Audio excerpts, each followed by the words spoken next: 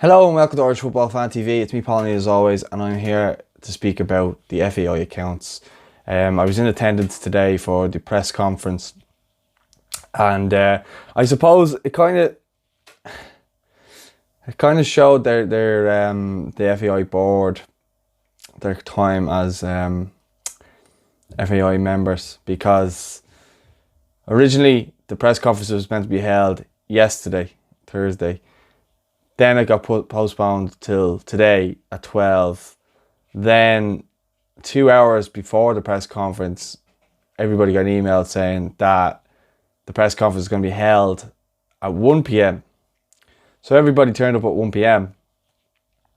But none of the people from the FAI turned up till 20 past 1. Not even an apology for being late, but sure, look, off any of the board members, their PR guy apologise on their behalf, I suppose. But the huge, things we learned from today were 55 million. Well, the FAI are 55 million in debt.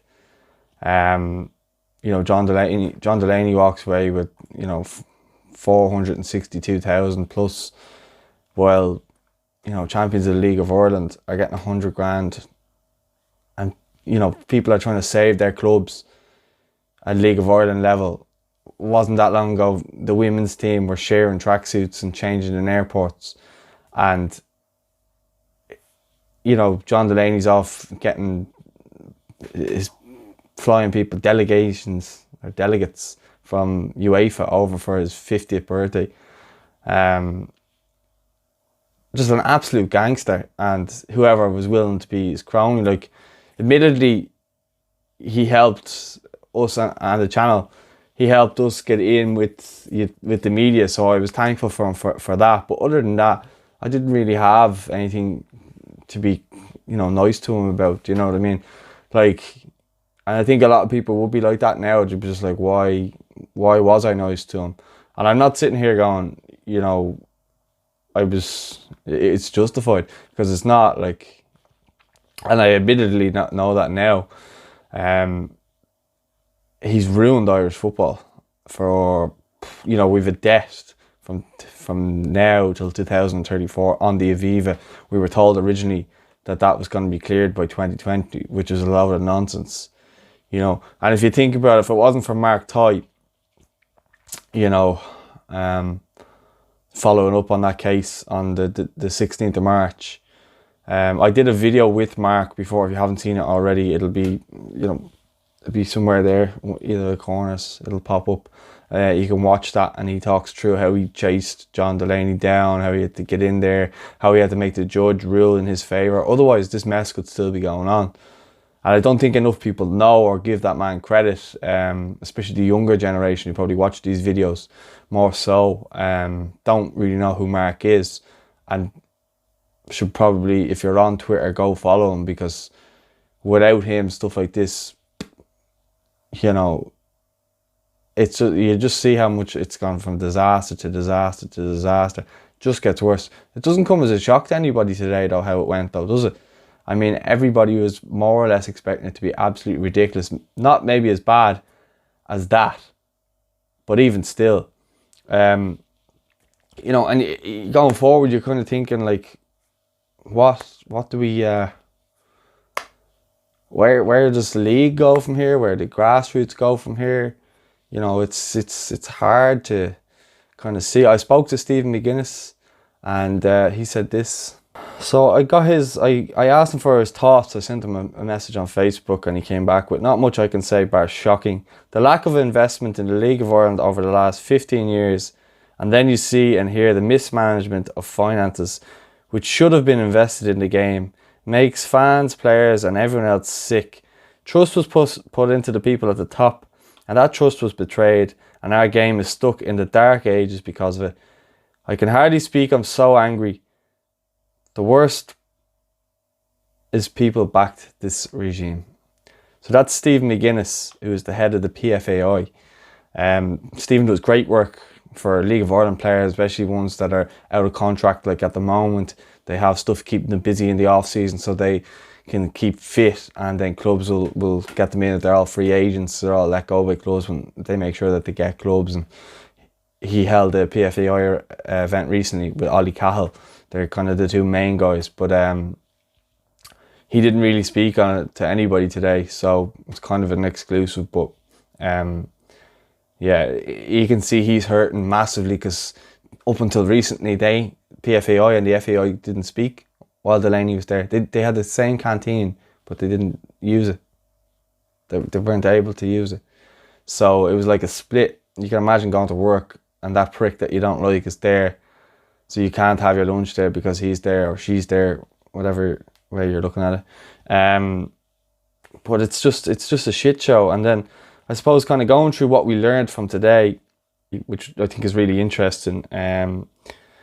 So it reads, the FAI informed the Office of the Director of Corporate Enforcement in March of this year of a €100,000 loan to the organisation made by its former CEO and Director John Delaney. The ODCE instructed the FAI go back and refile its 2017 accounts. The corporate watchdog is also currently investigating the FAI. In April, the FAI became aware of a contract with a sponsor which resulted in the association having to reimburse the sponsor. The FAI was also the subject of an audit by the Revenue this year. It's conducting its own ongoing investigations into the accounts and possible related party transactions with directors. The FAI board acknowledged that other unrecorded transactions may exist. So under the limit of what's known, the 2018 accounts were also published today. What do we learn from the accounts? Former CEO and Director John Delaney entered into a contract with the FAI in 2014 in relation to bonuses and pension arrangements. There was no record of these contracts in the minutes of the board or in the association's payroll and personnel records. Also in 2016 and 2017, John Delaney incurred expenses which the notes to the account state were of a personal nature.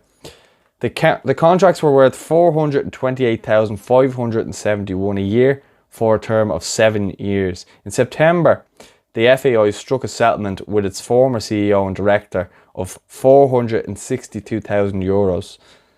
We learned that the FAI has allowed for a charge of $2.98 million as its best estimate for what it owes revenue for significant underpayment of employment taxes and VAT liabilities in previous years. We learned that the FAI had to reclassify $1.029 million it thought it had earned through a sponsorship deal struck in 2016 to an amount it now owes. Why? Because of a clause in the contract entitled the sponsor to back out of its deal, which it did in March of this year. The auditors had not been told about this clause. The FAI had to pay $3.6 million so far in professional fees to sort out its accounts. The FAI made a loss in 2018 of $8.876 million. It has liabilities of $55 billion and is reliant on continual financial support from UEFA and its backers. So, if you can relate to all of this and just understand what an absolute shit show has been going on, and the credit has to go to the likes of Mark Toy for bringing this to the greater public. The question on everybody's mind is what happens next, and I think what happens next, and they wouldn't classify it today. Now, if you haven't seen the press conference, it was live on RTE's Twitter earlier on today, and it was live on Striker Online as well. Both pages have them up.